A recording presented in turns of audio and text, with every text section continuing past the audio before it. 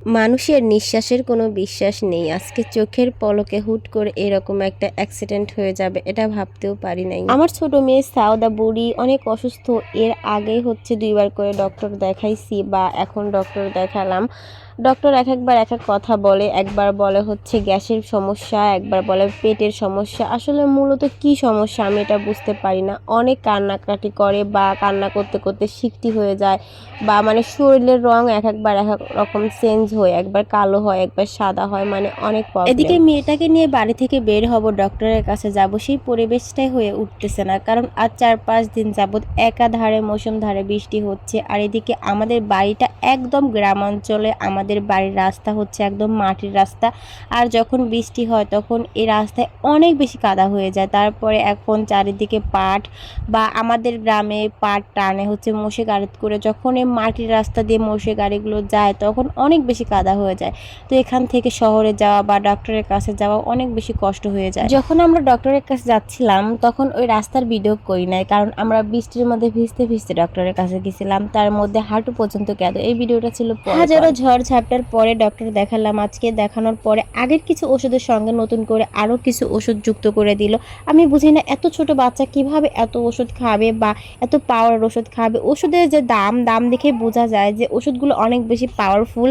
কারণ এই ছোট ছোট এই যে বোতল, এই পানির বোতল প্রতি পিস 70 টাকা, আর প্রতিদিন 1 পিস করে ওকে খাওয়ানো লাগবে। তারপরে যে প্রোবায়োটিক পাতা, এটা প্রতিদিন 1 পিস করে খাওয়াতে হবে।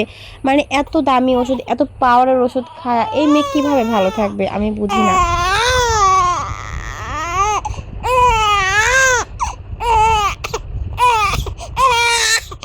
ডক্টর দেখাচ্ছি, এত ওষুধ খাওয়াচ্ছি, তাও তেমন কোনো রেজাল্ট পাচ্ছি না।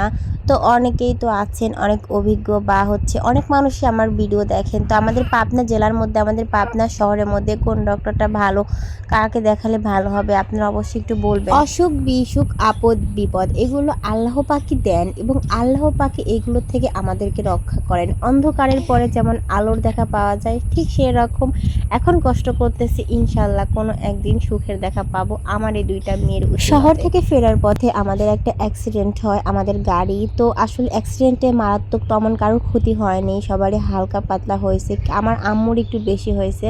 তো যাই হোক, সবাই দোয়া করবেন। আবার অনেকে বলতে পারেন যে এত কথা সোশ্যাল মিডিয়াতে এসে বলার কি দরকার বা এত কথা ভিডিও করে বলার কি দরকার। একটা কথা কি জানেন, আমাদের কিছু আপন মানুষ আছে, অনেক কাছের মানুষ আছে, তারা সব সময় চায় আমি বা আমার 2টা মেয়ে যেন সবসময় খারাপ থাকি, আমরা অনেক খারাপ থাকি এবং আমরা যেন বেঁচেও না থাকি।